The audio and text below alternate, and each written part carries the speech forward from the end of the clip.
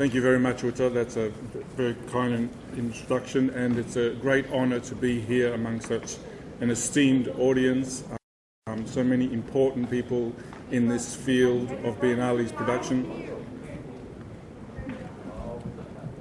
I was just saying thank you to all of you, and congratulations for being such amazing people. And I also want to extend my thanks to Marika and to Hanru for their wonderful invitation to be here, and to all the incredible people who have helped bring me here and organise things for me. So I am very grateful for all the support and interest that you've shown in me. And as promised, I will be talking about this theme of cosmopolitanism. You still don't hear? It says on. Is it working? Do I have to walk around like a pop star? Is that better? Okay, Henry, maybe now I will walk around like you were afraid. Because when I start walking, I forget about the time. But anyway, of course the term cosmopolitanism has been incredibly popular, and it's become widespread use. It's become widespread because of the ascendance of another term, which is the term globalisation. And we've seen the word globalisation used to refer to all sorts of economic, social and political transformations that occur across the world and which have globalised the world. And in some ways the word cosmopolitanism has come in as the cultural critique of globalisation. And that has produced an interesting array of intersections and trajectories and incisions into the pre-existing debates about globalisation. Naturally, artists and curators have had an important role in trying to extend this idea of cosmopolitanism. And I'll be referring to many big exhibitions like Documenta, which are recurring exhibitions rather than biennales, and also to biennales like the Sydney Biennale, in order to sort of try and exemplify some of the ways in which curatorial projects have tried to intervene into this debate about globalisation and cosmopolitanism. Let me begin, as Uta has already suggested, by saying that the word cosmopolitanism is in fact embedded inside the broader shift, in fact a paradigm shift that has occurred around the term culture. What do I mean by a paradigm shift? It means that the parameters have either changed or widened. They've certainly widened and in some ways radically changed. First, they've widened because now we see culture defined as a resource, as a thing that can be exploited, mined and utilised.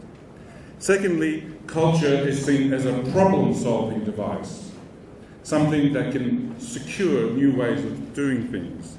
And thirdly, it's seen as part of the instrumental knowledge that's used in popular culture. So in some ways, culture has now been seen as doing the things that other parts of society can't do.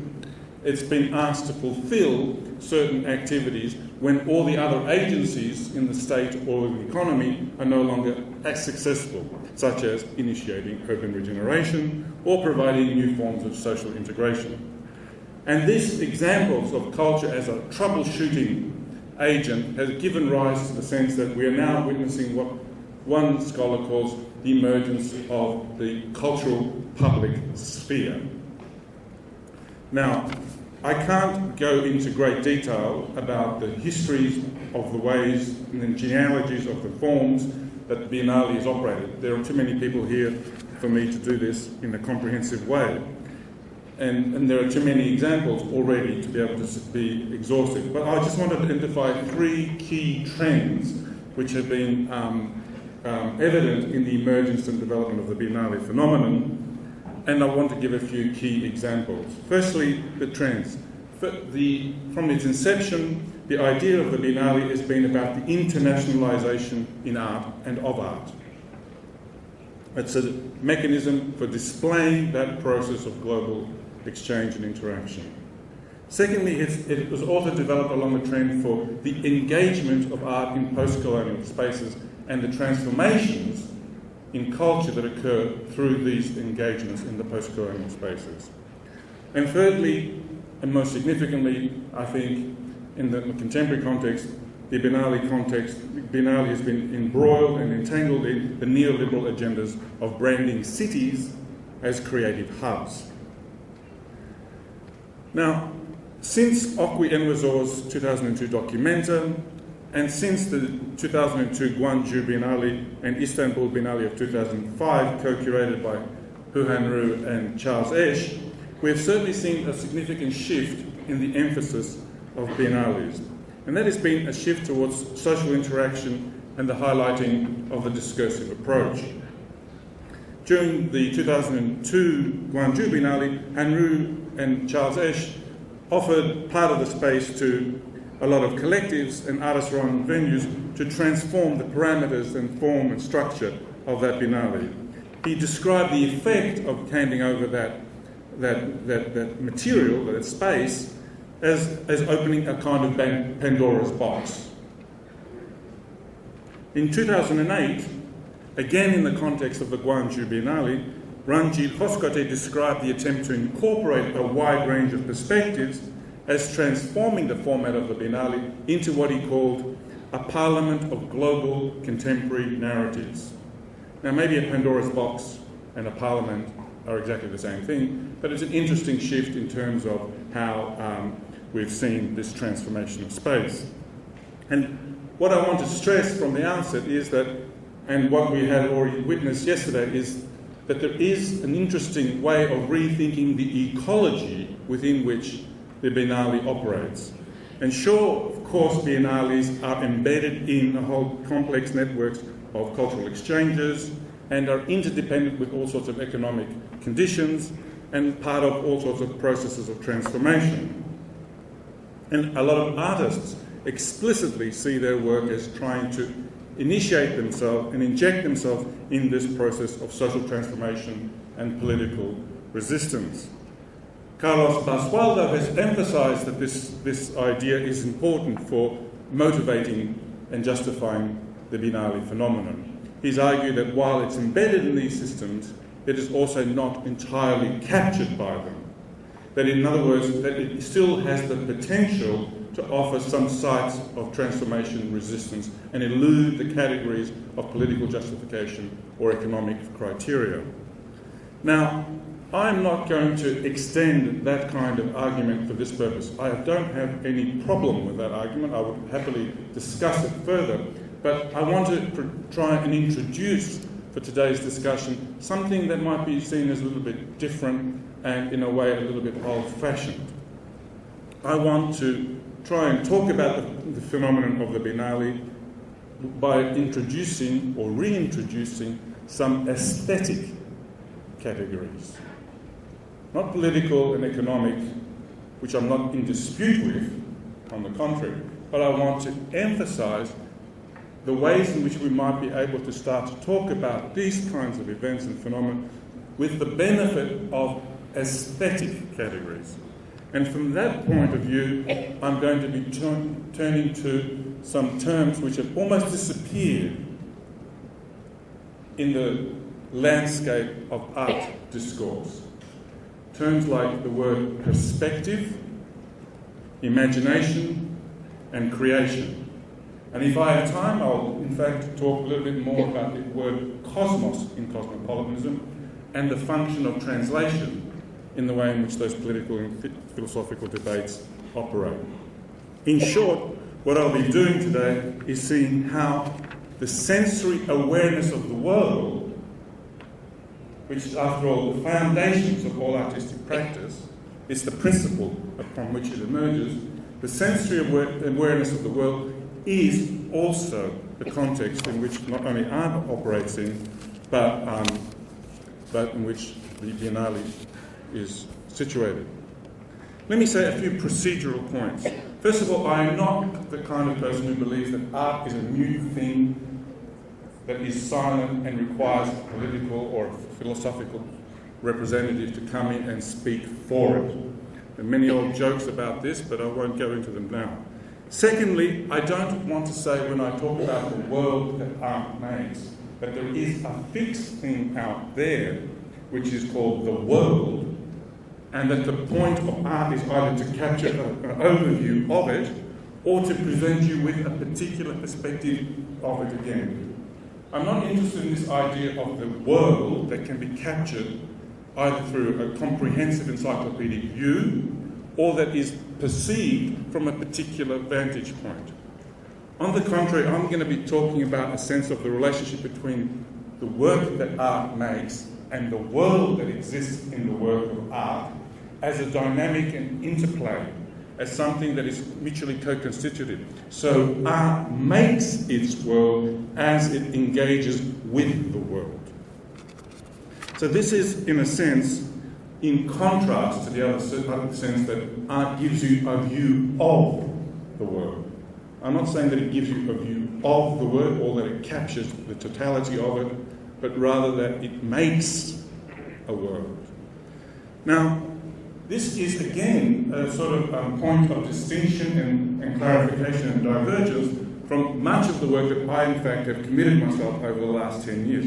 Also flashed my little new book, which I'm very proud of, but very exhausted by, and I'm not going to go into an auto-critique of this, but I want to suggest that this is a point of complementarity to the work that not only I have done, but many other people in this field around the relationship between art and cosmopolitanism, cultural difference, hybridity, diasporas, and so on and so forth. Now, during that work, we tended to emphasize that artists had a kind of bridge-building activity. We tended to stress the function that artists played in connecting the local with the global. Or we were highlighting the example of the artist as an embodiment of a certain kind of ethical position around the ideas of hybridity and global nobility. And finally, we saw in art the capacity for developing dialogues across cultural boundaries or political divides in order to enhance different forms of mutual understandings. Like I said, I am not in any way trying to disown these very important positions and negotiations that have occurred and are still occurring. But what I want to try and do today is to, in a sense, widen the framework for thinking about art by going a little bit deeper into some of these aesthetic rather than political or ethical or moral categories. So, let me start with the very, very first word, perspective, this whole thing about ways of seeing. And by coincidence, on my way here, I stopped off, my journey was broken at Singapore, and I found a copy of the Financial Times, and I don't know if the camera can do a close-up of this, and it was an article by David Hockney. And it says, to see the bigger picture is to see more. Has our perspective given us limited vision? And he has a very beautiful little mind map drawing of this phenomenon. Now, I find it extraordinary that these days that I have to read the Financial Times to be, inspired in terms of newspaper articles. Because the last time I read the Financial Times, there was an article by Hans Ulrich Obrist in it as well. Maybe this is an example of all the newspapers dumbing down, because, my local newspaper that I used to read for inspiration is now impossible to read, so we have to sort of go to the Financial Times. But anyway, I think Hockney is on the money for once, or once again, depending on your perspective. Because the word perspective is completely, as he says, ignored by art historians. But the word perspective is so important today in terms of art practice. Let me give you 4 examples of the way in which the word perspective has already changed. Which way should I point this? That way. Okay. And the 4 examples are very simple ones, but if we think about them in totality, they provide a very complex image. This first image you see is by Doreen Reed Nakamura, who was one of the feature artists of this year's documenta. Like many Aboriginal artists, when she begins a painting, she starts by laying out the canvas on the floor, or on the ground, often, where she did. And artists in these communities tend to move around their painting, humming and sometimes singing a song that produces a narrative about land, ancestors, and a journey. What they effectively do is provide an aerial perspective, a view from above of that complex combination of land, ancestry, and the journey.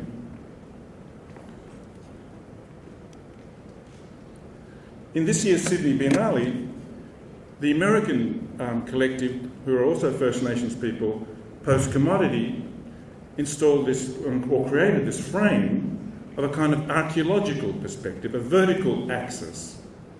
It's called Do You Remember When?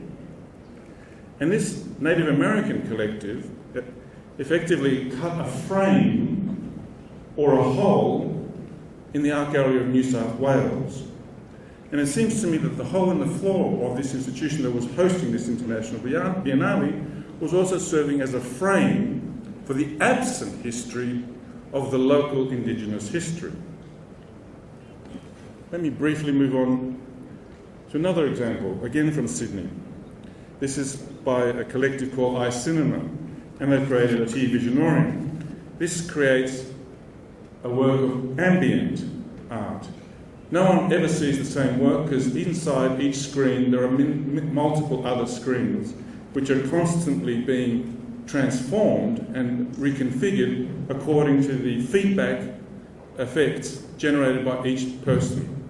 So each viewer has a completely different image experience. In a sense, what we are seeing is that as a participant in these works, we are entangled in a vortex of ever-expanding infinity of images. Fourthly, okay, hang on, let's just stay with that. I was going to give some examples of activist perspectives. So I've gone through the archaeological, the aerial, the ambient, and now the activist. Now, again in Documenta with Maria Teresa Alves and Mark Dion, and in yesterday's presentation of the Taipei Biennale by Feng Wei Cheng, we saw numerous examples of activist art that's come into the art context. Now, some people see this as the end of art, as a beginning of a kind of politicization of art. I see it as the widening of the perspective of art, as the artist either couples up with other agents or is incorporated in a diversity of activities that acknowledge that any kind of these social problems which have a planetary scale on them, such as the issues of the environment or issues to do with refugee crisis, these activist perspectives, and in the 2008 Taipei Biennale there was a fantastic subsection that was curated by Oliver Ressler, which highlighted these complex processes. Now, I've given you a brief glimpse of the way in which the word perspective may need to be modified if we are to confront the phenomenon of globalization and cosmopolitanism. And I want to stress that I am talking about an aesthetic version of cosmopolitanism. Now, what I am trying to distinguish, therefore, is from the most conventional form of cosmopolitanism in political and cultural theory, which is what I call normative cosmopolitanism. Now, normative cosmopolitanism is about the discussion of what sort of society we should be getting to, and what sort of agent, what sort of person I or you could become. It's not about what we live in right now and who we are at this particular point in time, but what we could eventually, if we do all the good work, might progress towards being, either as a society or as an individual. Now, this idea of cosmopolitanism as something to progress to is the common theme for discussion amongst political and cultural theorists. And of course, they all acknowledge that the idea starts in ancient Greece. But as Chantal Mouffe says, the term has a very loaded vocabulary. But the problem with the loading of this vocabulary is that very, very few people seem to even understand the meaning of the word cosmopolitanism. Let me explain. The first person to say, "Imi politis to cosmo," I am a citizen of the world, was, of course, Socrates. Diogenes the Cynic was soon to popularize that term, but it was the Stoics, led by Zeno, who in fact incorporated the idea of cosmopolitanism entirely into their whole philosophy. Now, what the Stoics did was to show how philosophy of cosmopolitanism implied in politics, ethics, and physics. Physics is the most interesting part of their philosophy, by the way. But underpinning these philosophical categories, ethics, reason, and physics, was the faculty of aesthesis, our sensory perception of the world. Now, this underpinning category, which of course was central to phenomenology, has been in fact highly obscured in the political and cultural debates about cosmopolitanism. There is an undoubted consensus that the idea of cosmopolitanism refers to us belonging to a common human community, and that we all could belong in that community irrespective of our race, class, or location. The only difference that occurs amongst the political and cultural philosophers is what is the category that will get us there. Some philosophers like Nussbaum talk about the moral imperative to get towards this cosmopolitan state. Others, like Habermas, talk about the necessity for political structures to secure a kind of transnational agenda are necessary to get to this cosmopolitanism. Of course, the free market thinkers from Milton Friedman to Hayek and all of them said what we need to do is, of course, abandon all national boundaries to economic exchange, and then we'd all get to an economic cosmopolitanism. Or, as the philosopher Anthony Appiah talks about, is that we can achieve a recognition of our common humanity and our cultural diversity if we have a common cultural framework. So we have a debate, not whether we have a community to get to, but only in what is the category of how to get to it. And the debate is whether we should have more moral or less cultural, more political or higher economic principles.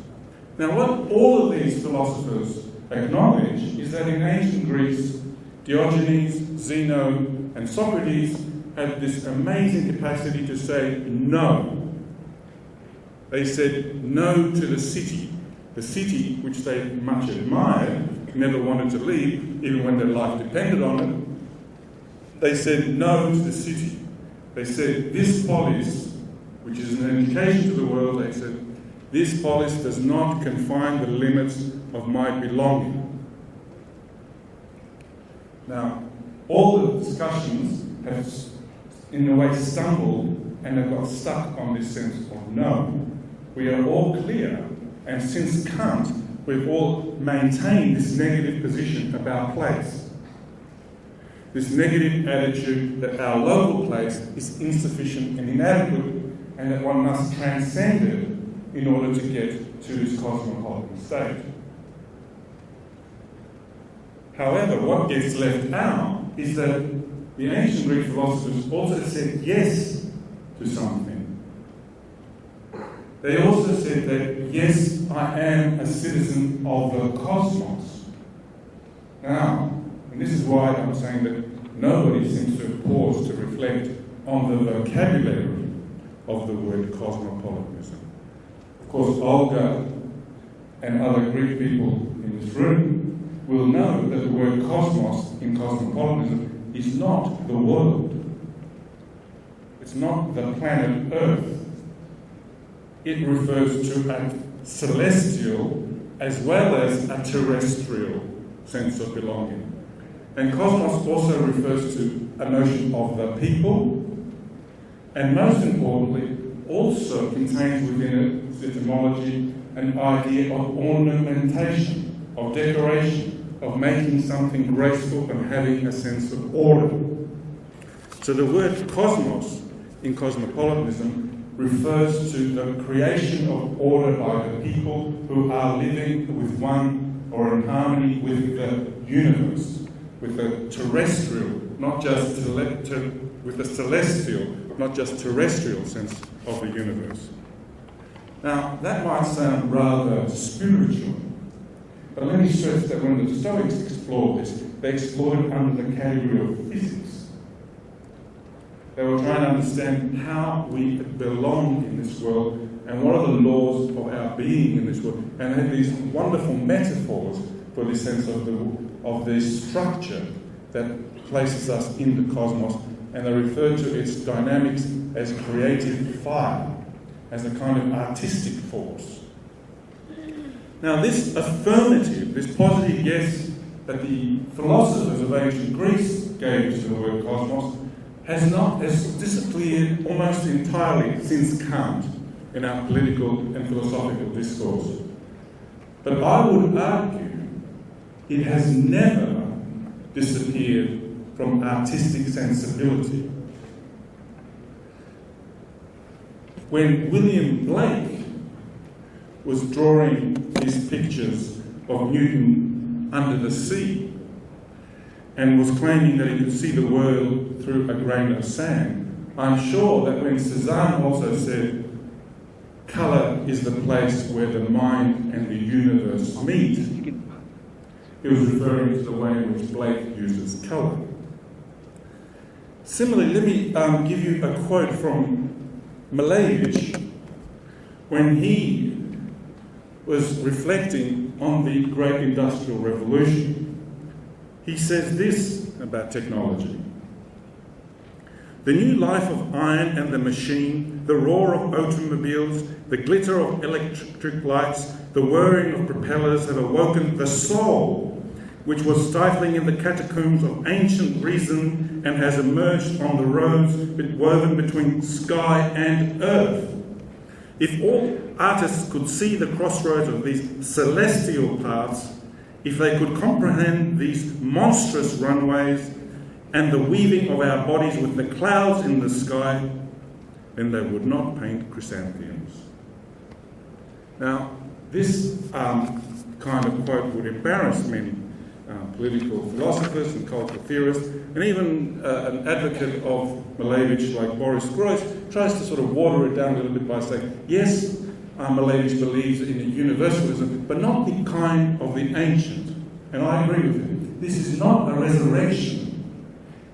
My purpose today is not to reinstate an ancient philosophy for the purposes of injecting or reclaiming something missing in our contemporary context, but rather to reconfigure these ideas. So when Boris Groys thinks about the example of Malevich, he says this is a kind of weak universalism. In other words, it's not the same as the strong universalism that we've inherited from Western philosophy, but is a transformed idea of how a symbol as simple as a black square on a white canvas can be meaningful to anyone. And it's meaningful because anyone can grasp the meaning of a black cube. Now let's take it a little bit more literally. When Wolfgang Tillmans stares up at the night skies and thinks about the reception of light from a star that has faded, in other words, the star has died, but the light is still travelling through the cosmos. We eventually get it, but what we're seeing is a light that no longer refers to something that's alive. Now this, in a sense, for him, is a metaphor of the limits of our enlightenment. But Rosemary Trockel also thinks about the word cosmos in an interesting way. She talks about and makes this practice of incorporating ordinary things into a small universe in order for her to rethink the way in which the personal imaginary is embedded in the construction of a cosmos. Now that takes us into a fascinating interweaving of both what I've been saying about the celestial and the ornamented role of cosmos. And it's from here that I'll make my hugely ambitious statement, with only 10 minutes to go, that is that I think that creativity is intricately interwoven with an affirmative idea of cosmos, and that a cosmopolitan imaginary is a constitutive feature of artistic sensibility. Now, how could I ever prove this? I could obviously go back through countless examples, and even yesterday we saw more examples, such as the work that was on display at the Asia Pacific Triennial that Caroline Turner so beautifully illustrated in her presentation. And one that stuck to my mind was Yayoi Kusama's Soul Under the Moon, or we could look at the various examples like James Turrell, which are illustrating what some of the ideas that I'm talking about here in terms of cosmos. But what I'm trying to talk about is something very, very simple. It is as simple as our capacity to see and imagine a vastness and a totality which we cannot comprehend entirely with our senses. It is to do with the experience of seeing a horizon and knowing that beyond the limit point of our vision there is something else, and also the experience of looking up into the cosmic screen of the night skies and thinking about the infinite infinities that lurk within that screen of vision. So, to stress again, the kind of idea of aesthetic cosmopolitanism that I'm talking about today is not like the normative cosmopolitanism that I have spent much of my time describing in the past. The normative cosmopolitanism which talked about how art could capture something of the contemporary visual culture of globality, or that art could manifest the hybrid subjectivities of contemporary life, or the ways in which art could generate new encounters across barriers and differences, or that how art itself is always built on the topos of a denationalised site. These are all important aspects and issues and negotiations and positions that need to be teased out. But what I'm trying to do today is to suggest to you that there is a fundamental link between the act of imagination and the experience of, and here's my key word, companionship with the cosmos. A sense of companionship with the cosmos. Now, how would I try and illustrate this notion of companionship and the act of imagination? Now, of course, we all know that imagination is the faculty for producing images. It's not simply recovering images, that's memory. And imagination produces something new. And when it does produce something new, it creates a sense of place. Recently, I've gone back to looking at the work of John Berger, a more recent work. John Berger was someone whose work was the focus of my first book, written 20 years ago. And John Berger was an author and artist who was very much, in the early phase of his work, embedded in a kind of political and transformatory and emancipatory perspective on art. He was very much engaged with the way in which art expands our consciousness and enlightens us in terms of our potential of what our human capacities are and how we can change our society.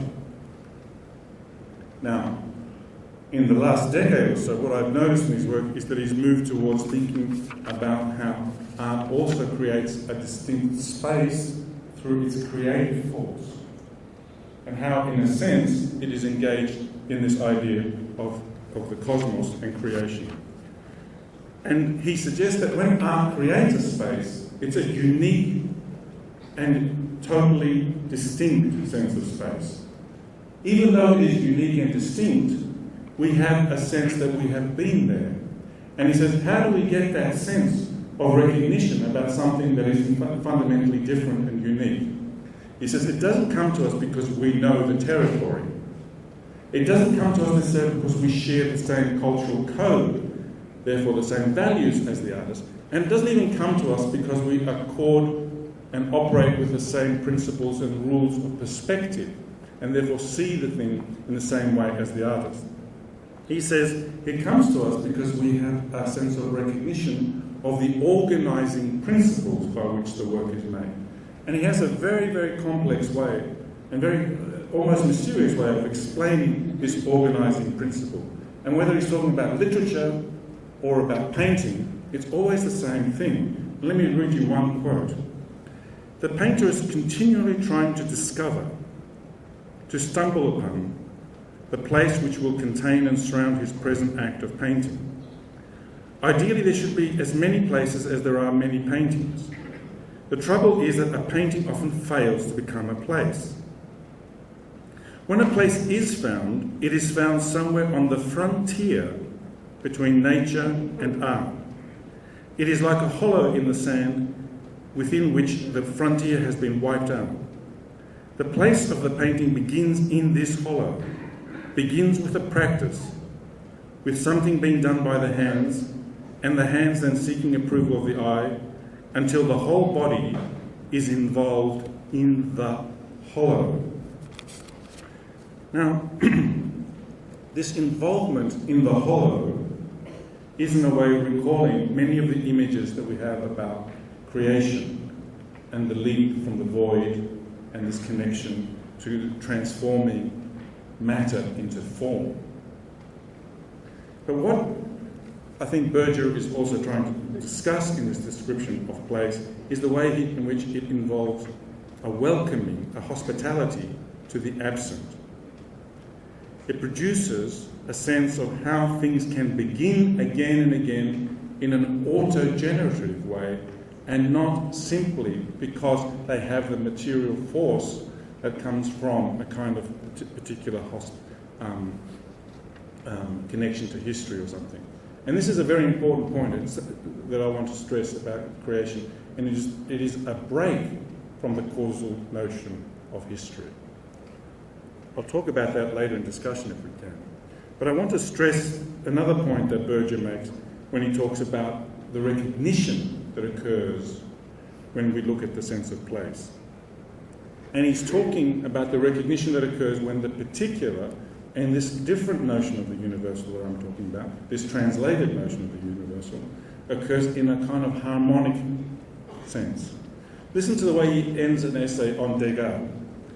He says, he's talking about the relationship between a mother and a child. Watching the woman standing on one leg and drying her foot, we are happy for what has been recognised and admitted. We feel the existence recalling its own creation, before there was any fatigue. Then he suggests, do we not all dream of being known by our backs, legs, buttocks, shoulders, elbows, hairs, just nakedly known as a child is by its mother. Now, this idea of being known in the particular and in a universal kind of way, I think has been a subject of considerable scrutiny in recent philosophy, in some debate. Now, Rancière has talked about the way in which Flaubert's and Mallarmé's writing was an opportunity whereby we could see in the banalities of everyday life the beginnings of a sense of anything and everything, but also that the beauty could be found in anything and everything, and that it could be coming out of its own nothingness. Similarly, Sloterdijk, a rather controversial thinker these days, has gone off on this incredible journey trying to rethink the whole of Western philosophy, but has nevertheless touched on some very important points about the relationship between this dyadic relationship between mother and child and the cosmos. I don't want to sort of get bogged down in these discussions because I know I'm already almost out of time, but I want to suggest that what we are talking about here when we talk about the cosmos is not something otherworldly or abstract, but something very intimate and very banal, something that's very close and concrete to our experience. In other words, it's the experience of the immensity of and the vastness of the cosmos in our particularity. Now, in conclusion, I will have to leap some of the axioms that can be found in John Berger's recent writing about imagination and creation and collaboration. But I want to conclude by looking at one particular work that was also at this year's Documenta. It's a work by Rabbi Murray, and it'll be a little bit of a surprise to try and think about cosmos, but Derrida talks about the experience of a child being born. He says that, and any parent will know this. I know my time is up, but this will take 2 more minutes. I'm sorry. We started 2 minutes late, so I can claim 2 minutes. He says about the importance of a child being born is, while it's being anticipated, everyone's thinking of names, whether it's a boy or it's a girl. You know, is it going to be like the daddy? Is it going to be like the mummy? Is it going to be smarter or taller, etc.? So we create an image in our head. But the moment, the split second that child is born, it defies all those pre-naming activities that we have done. I can see a lot of mothers nodding. It defies and it bursts into the world as if it came from another world, or, and Derrida says this, or as if this is the origin of the world. Bear that experience and memory in mind. And think about this. When you enter this work, you see this flicker book and the headphones. The audio comprises of recordings of riotous streets and scuffles and the sound of gunfire. You are given the task of trying to match sound and image. It is a mesmerizing but ultimately futile act. The books sit inside blue ink pads, and as you handle them, your thumbs and fingers become stained. In the other half of this room, there are 4 large photographic prints of ambiguous silhouettes that slightly sway from the wall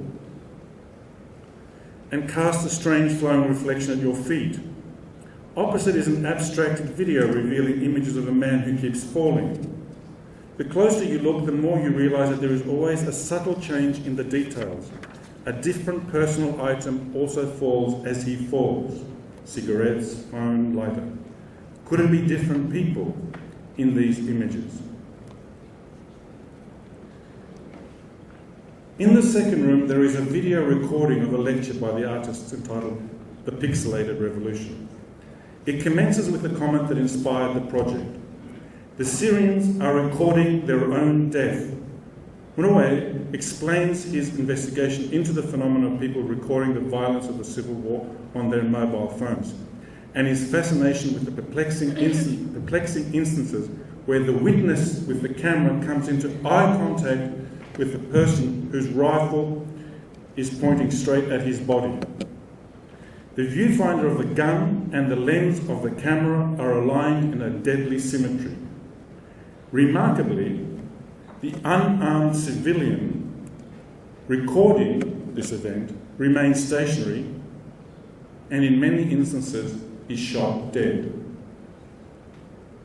This dreadful event provokes many questions about the futility of the act, about the scientific methods that we could use to capture the last image, about the ways in which we can identify and give justice to these people in these scenes.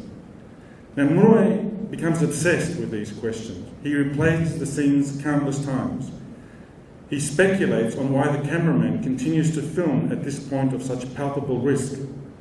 He wonders whether the eye that is behind the camera experiences itself as being immune from the battle scene, as if the camera could serve as he says, prosthesis between life and death.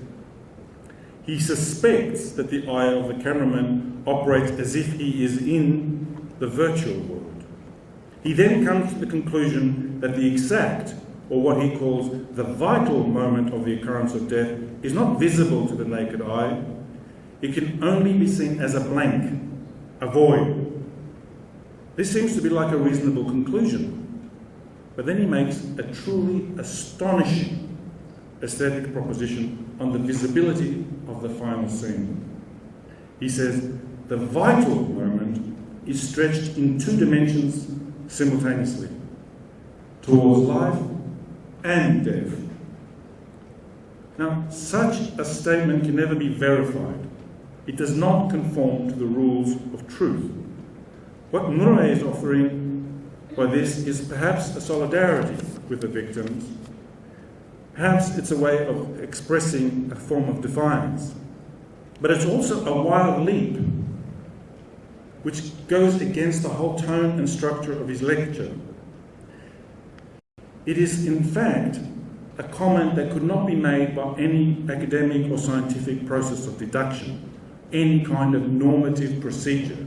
It could only operate as an aesthetic, perceptual supposition. So to describe this timing as vital, again, moves us out of that sphere of verification. And it reminds us that, in fact, not just this particular instance, but the ubiquity of the image in everyday life. The fact that it's no longer the war photographer who is responsible for capturing that decisive image, but that everybody who walks around with a mobile phone in their pocket has stretched this burden of responsibility and complicity in terms of the image-making activity. Now, Murray concludes his lecture with a reflection on the presumption of immortality. He asks, why does the person who is capturing the image doesn't drop his camera and run for his life? Why does this person think that the catastrophe that is happening all around him, that sensory awareness of that particular world, that world will not rise up and engulf him? Perhaps this is the crazy kind of gesture that being in the moment of art, that it creates. I've given many positive examples of how art gives us a sense of the world as an expanding phenomenon. Let me end with this reflection that it also is about contesting the kinds of world that we are in. Thank you, and sorry for this.